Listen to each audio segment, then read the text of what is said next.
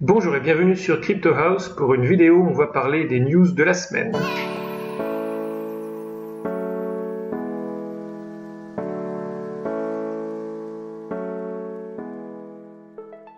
Si vous suivez l'actualité, donc vous avez vu qu'en début de semaine, c'était le sommet du G20 et parmi tous les sujets traités, il y a eu les crypto-monnaies, dont le Bitcoin.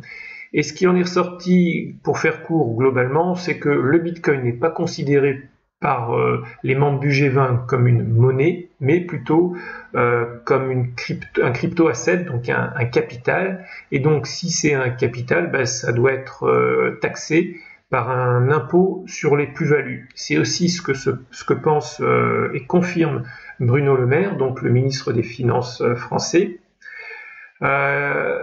C'est pas aujourd'hui aussi une menace pour le système financier traditionnel parce qu'il considère que c'est encore tout petit, le domaine des crypto-monnaies, le market cap reste très très faible comparé à d'autres marchés et donc ils vont pas réguler ça tout de suite. Ils vont remettre cette discussion au prochain sommet qui sera pendant l'été. Mais en tout cas, à terme, ce qu'ils veulent quand même, c'est sortir des régulations à venir pour protéger les citoyens, combattre le terrorisme, l'argent sale et les évasions fiscales. Je vais aussi mettre deux liens dans la description. Ces deux articles que j'ai trouvés qui vous disent par pays un peu quelles sont les opinions de chaque pays. Et pareil, un deuxième article ici qui dit comment sont considérées les crypto-monnaies dans chaque pays. L'autre news de la semaine, qui n'est pas vraiment de la semaine, mais de la semaine dernière, mais comme c'est la première vidéo de ce type, j'en profite pour en parler, c'est Coinbase qui a reçu une licence de e-money par le régulateur en Angleterre. Et donc, c'est un premier pas de Coinbase sur l'Europe. Donc concrètement, qu'est-ce qui va se passer? Pour les citoyens anglais, ils vont pouvoir directement lier leur compte bancaire à Coinbase et plus passer par leur carte de crédit, ce qui font qu'ils vont économiser 4%. Mais l'intérêt, c'est que Coinbase veut exercer sur la licence e-money ce qu'on appelle le passporting en Europe. Et donc, que cette monnaie puisse fonctionner dans tous les autres pays européens.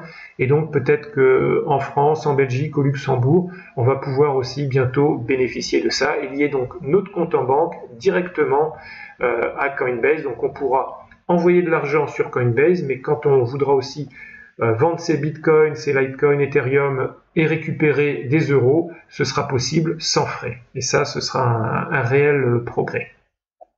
Autre news de la semaine, c'est le pétro qui est interdit de circulation et d'utilisation aux États-Unis. Donc le pétro, je ne sais pas si vous avez suivi, mais c'est le président du Venezuela qui a sorti sa propre crypto-monnaie. Donc c'est une première au monde, un pays, un État qui sort sa crypto-monnaie. Donc c'est une monnaie qui est basée sur les réserves en pétrole du Venezuela.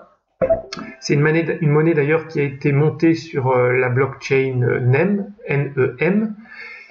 Et donc le gouvernement vénézuélien avait lancé cette monnaie pour un peu contourner l'embargo américain.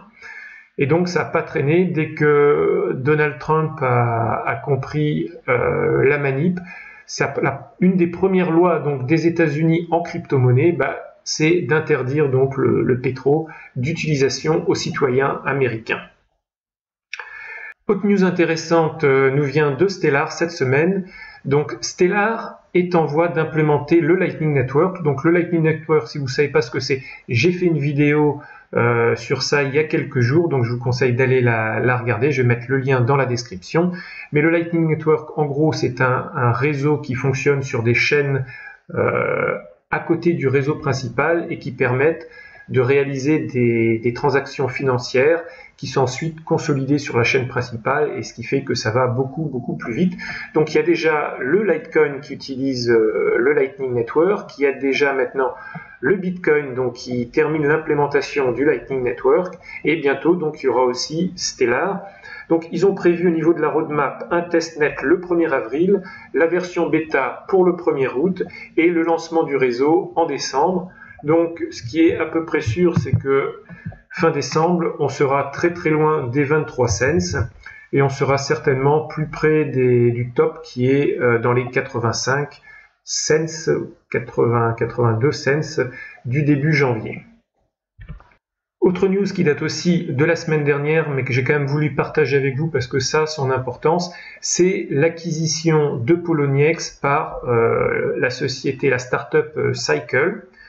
Donc en soi, c'est déjà intéressant que Poloniex soit acheté par une autre société. Ça veut dire que les exchanges crypto commencent à avoir de l'importance et Poloniex est un exchange américain.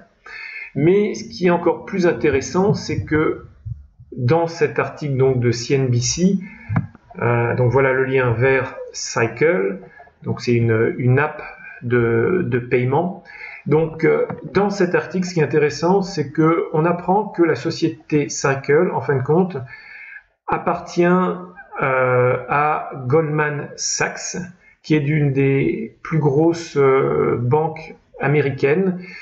Et ce qui est encore plus intéressant, c'est qu'il y a à peine quelques semaines, Goldman Sachs disait tout simplement des cryptos que ça allait s'effondrer et perdre toute leur valeur.